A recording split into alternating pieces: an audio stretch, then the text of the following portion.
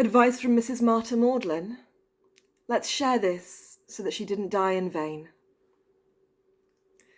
The boy who swallowed chewing gum and strangled his heart.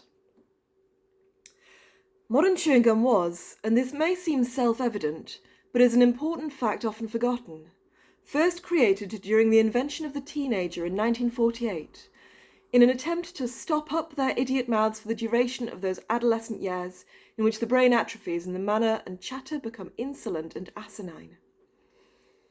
Whether a deliberate attempt to reduce these numbers of hordes of stinking and acned youths, or simply an horrific accident, it quickly became apparent that chewing gum would inevitably cause the slow and painful deaths of hundreds of thousands of careless, semi-grown children. Mass miseducation is the tragic root of a recent rise in the number of chewing gum-related injuries and deaths. To fully understand the effect of swallowed chewing gum, it is essential to understand basic anatomy of the chest and abdomen. Surgeons, anatomists, and the directors of horror films alike are unfortunately misinformed. This is because the body, when cut or medically imaged during life and even long after death, has evolved to respond to those perceived dangers by creating great swathes of protective mucoid tubular structures. The human's closest relative is, of course, the hagfish, and we have the same protective reflexes, namely, the creation of copious mucus to protect our soft, vulnerable bodies.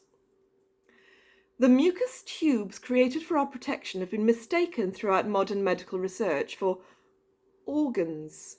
This is known as confirmation bias. Doctors palpate the abdomen and it feels lumpy. They therefore expect to find the belly full of visceral matter and so ignore the fact that the human thorax and abdomen is in fact an empty vault in which some few organs swing, pendulum-like. When doctors perceive anything as lumpy, they are actually feeling the lumps of their own hands. This is also why it is impossible to detect another person's pulse. The swinging of the organs within the body is essential to balance the senses and ensure that humans, unique among all animals, can walk upright without a tail. This has been replicated in modern technology in the form of an accelerometer, which is how your mobile phone knows when you dropped it. The empty vault theory of anatomy is the only way to explain the horrifying manner in which chewing gum, when swallowed, is able to wrap around the heart. The heart, as every child knows, is a pump which propels food in the form of a reddish liquid known as blood around the limbs and head. Without this nourishment, all appendages quickly wither and drop off. The heart hangs from the roof of the chest cavity attached by a delicate bundle of tubes through which the blood flows and which, as the heart swings pendulously, are able to be wrapped up and crushed when certain foreign bodies enter the vault. When we swallow, our tongue, which extends down throughout the neck, propels our food into the chest cavity, which we call the stomach.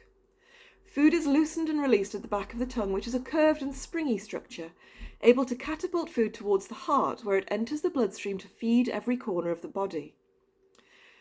Problems arise when we swallow anything that is not food, or when we have failed to chew each mouthful at least 100 times. Chewing gum is a particular hazard, as it is propelled in the form of elastic strings to the heart's hanging root, where it wraps and begins to harden and tighten as it dries out. This tightening causes total strangulation of the great vessels, global hypoxic injury, and serious ailment, if not death. I knew a boy who ignored the advice of his elders, swallowed chewing gum and died. His death was slow and painful. As the heart became strangulated, nourishing matter was unable to reach his extremities, and one by one each limb and other appendage of the body cyanosed, shriveled, and withered off. First his legs, the furthest from his heart, then his manhood, arms, and finally his head.